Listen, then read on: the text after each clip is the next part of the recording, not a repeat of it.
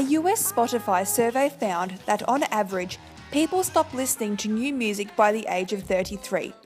As people get older, they age out of mainstream music. However, a unique group of Bendigo singers is defying this theory. Forever Young is a rock choir for senior citizens. The choir sings songs about love, lust and longing, which are issues that affect us all. The purpose of Forever Young is to give the members the chance to develop new, unforeseen skills. Forever Young is erasing a stereotype about age and music preferences. The choir exhibits how age should not define what sort of musical genres you are allowed to like and perform. Rock and punk songs are the choir's specialty. No soft melodies or hymns will ever enter the choir's repertoire. Forever Young was born from the ideas and dedication of Laura Desillier. The American Young at Heart choir inspired Mrs. Desillier to start a similar group in Bendigo.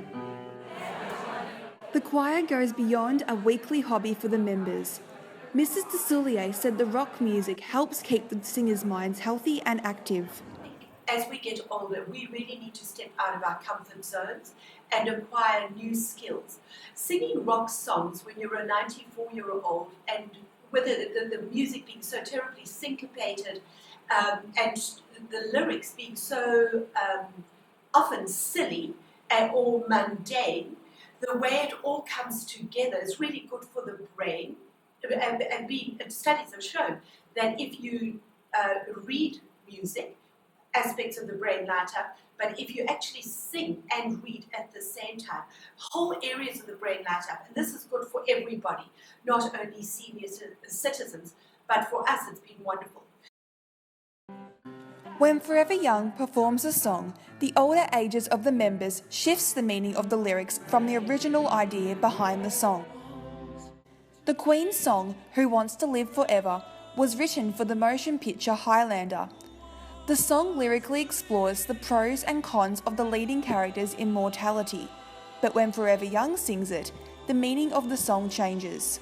We had one of the oldest member of the choir, who was about 91 at the time.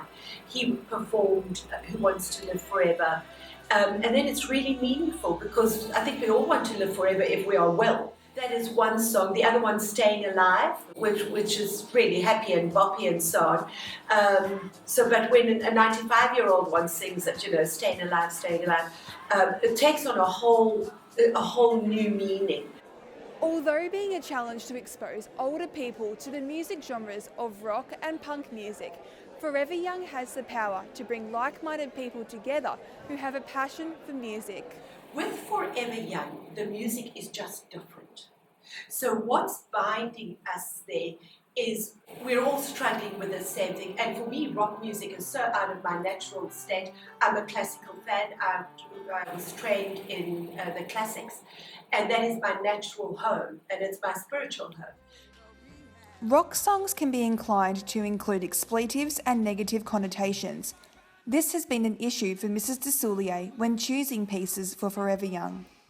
I always check rock songs for language issues. Is there swearing involved, or is the sexual content too heavy, and so on?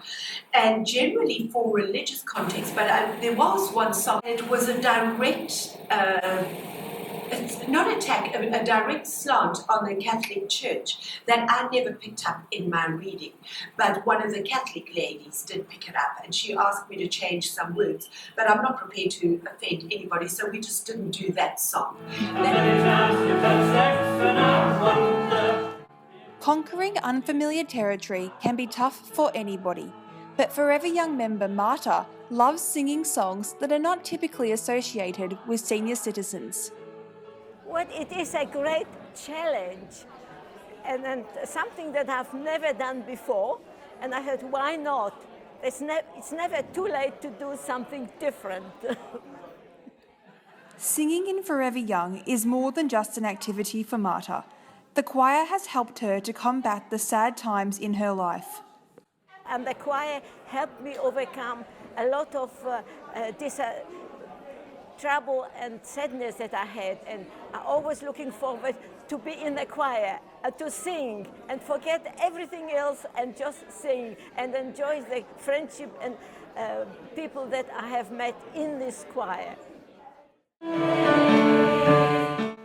The Forever Young members teach audiences valuable lessons about cherishing what life has to offer.